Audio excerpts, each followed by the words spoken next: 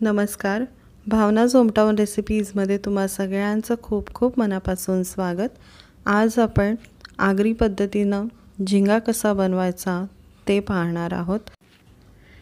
तर मी इथं अर्धा किलो कोळंबी घेतली होती. ती साफ करून सोलून 300 ते 350 ग्रॅम एवढी झाली. तर ती मी स्वच्छ पाण्यामध्ये धुवून घेतली. आता गॅसवर एका पातेल्यामध्ये 2 मोठे चमच मी तेल घातलं आहे आणि एक मोठ्या साईजचा कांदा बारीक चिरून घातला. कांदा परतल्यावर आपल्याला त्यामध्ये एक 10 ते 12 लसूण पाकळी आणि 2 इंच आलं मी खलबत्त्यामध्ये ठेचून घेतलं आहे. लसूण ह्यामध्ये थोडं जास्त घालायचं, म्हणजे ओल्या मच्छीचा जो वैस वास असतो तो ह्यामध्ये येत नाही. लसणामध्ये तो वास मोडला जातो. तर कांदा आणि लसूण परतल्यावर त्यामध्ये एक मोठ्या आकाराचा मी बारीक चिरून घेतलेला टोमॅटो घालते आहे. टोमॅटो मऊ झाल्यानंतर त्यामध्ये आपल्याला मसाले घालायचे आहेत. त्यामध्ये मी अर्धा चमच हळद, 2 चमच लाल तिखट मसाला आणि चवीनुसार मीठ घालून हे छान मिक्स करून घ्यायचं आहे. तर मिक्स झाल्यानंतर आपल्याला त्यामध्ये कोळंबी म्हणजे झिंगा घालायचा आहे आणि झिंगा हा मसाल्यामध्ये छान कोट करून घ्यायचा आहे. तर हे बघा, आपले मसाले छान झिंग्याला कोट झालेले आहेत. तर एक 3 ते 4 मिनटासाठी आपल्याला झाकण देऊन ते शिजवून घ्यायचं आहे.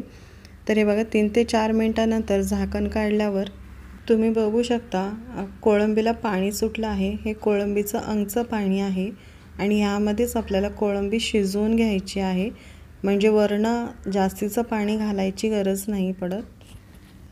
तर पुन्हा एकदा झाकण देऊन आपल्याला 3 ते 4 मिनटासाठी शिजवून घ्यायचं आहे. 3 ते 4 मिनटानंतर झाकण काढल्यावर तुम्ही बघू शकता आपली कोळंबी अशी शिजत आलेली आहे छान.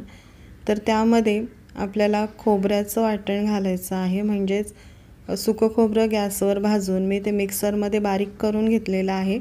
तर त्याचे 2 चमच घालायचे आहेत खोबरं, आणि खोबरं शिजेपर्यंत एक 2 मिनटं आपल्याला झाकण देऊन परत शिजवून घ्यायचं आहे.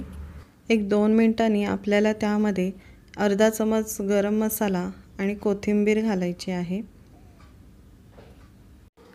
तर हे सगळं आपल्याला बारीक गॅसवरच शिजवून घ्यायचं आहे, कारण गॅस जर मोठा ठेवला तर ह्या खाली लागून करपू शकतं, कारण आपण ह्यामध्ये जराभर पाणी घालत नाही आहोत. तर बारीक गॅसवरच ही पूर्ण प्रोसेस आपण करायची आहे. तर आपला झिंगा फ्राय किंवा कोळंबी फ्राय तयार आहे. खूप साधी आणि सोपी रेसिपी आहे. तुम्ही नक्की ट्राय करा आणि कमेंट करून सांगा मला की तुम्हाला कशी वाटली ते. तर हा झिंगा फ्राय तांदळाच्या भाकरीसोबत सर्व करायचा. तांदळाच्या भाकरीसोबत तर अगदी उत्तम लागतं. तुम्ही नक्की ट्राय करून बघा. तर तुम्हाला माझी रेसिपी कशी वाटली हे मला कमेंट करून नक्की सांगा.